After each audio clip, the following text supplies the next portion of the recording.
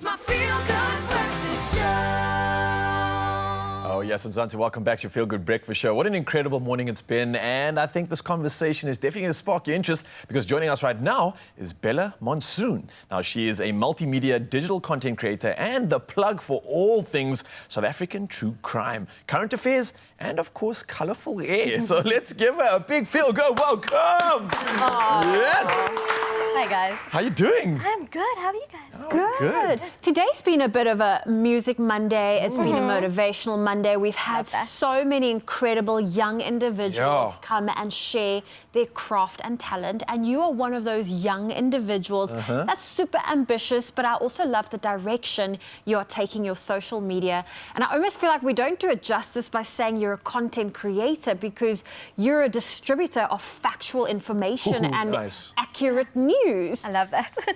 Talk to us a little bit more why you've decided to use your social media platforms to highlight everything that's happening in South Africa.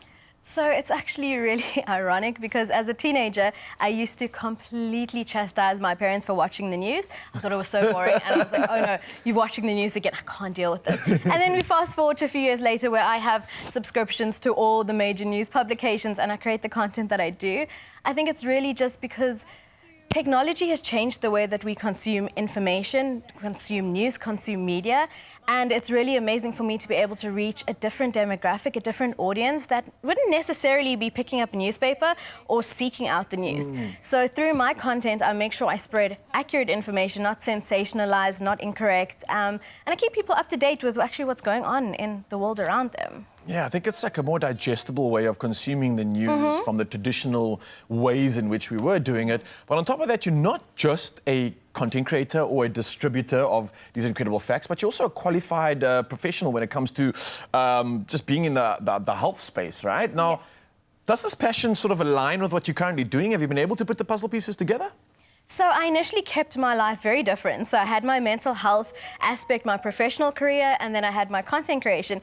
And about 2 years ago, I started to actually incorporate it because I found people were very interested in understanding a little bit more about how the mind works. And I think with the state of mental health in the country and the world in general, there's a very big emphasis to actually destigmatize mental illness and also normalize seeking help when we need it. So I think it's really important to align those interests and those passions of mine with my content.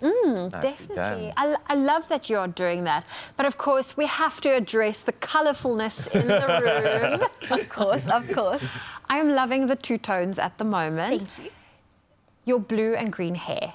What is there a reason for it? Is it just is it the flavour or the colour of the moment? Is there a specific significance for you? So I would say it is the colour of the moment. I started dyeing my hair, I think it was about 2 years ago. It was very spur of the moment. It was a 2-day decision and I decided, okay, I went from my natural like brown hair and I decided to bleach my hair and dye it purple. And since then I have cycled through all the different colours. I've done pink, I've done orange, I've done all the different shades. So this is the current summer shade. It's kind of going into winter now, so maybe I'll change it up again. But yeah, I love the colourful hair. It makes me happy. I think seeing colour every single morning, it's like colour theory, and just the psychology of it just makes me super happy. Yeah, you're adding pops of colour to what's normally a dreary topic for some, like you mentioned. But I think you're bringing more life to it than ever, and I'm really grateful for that. Beyond the life that you're putting into these stories, into the news that's captivating South Africa, what else would you like to see yourself doing in the future? Because I feel like you're just getting started. The 1 or 2 puzzle pieces, look how you've put them together, and I think there's so much more to still come. What do you have planned? So I would love to obviously grow my community, grow the awareness that I'm spreading. I do a lot of victim stories and narratives of individuals who send me their narratives. So I'd love to be able to grow that platform to be able to share more of those stories. I'd be able to spread more awareness also on safety. I do a lot of that too. I have a safety range, so I make sure that I'm also helping to prevent further crimes from occurring and keep people safe. So that's kind of where I'd like to see the future going. Just basically increasing that awareness. I love that. And you know what? For me, something that's a big thing is so often fake news and inaccurate information gets spread through social media. What is your advice to people that read something to kind of be like, hang on, how can you encourage them to actually check the facts or make sure multiple sources say the same thing? So that's my number one pet peeve, fake news, especially with recent cases that have been occurring. There's been so much of fake news, and it really affects in a larger scale as well. So my number one piece of advice would be to please Google and check reputable sources. So that means reputable news publications, reputable journalists, before you just share. I know it's easy to just want to share something you got on WhatsApp. I know that's what happens. Like someone gets a message and they're like, okay, click share. And it ends up forwarded to so many people. So many times.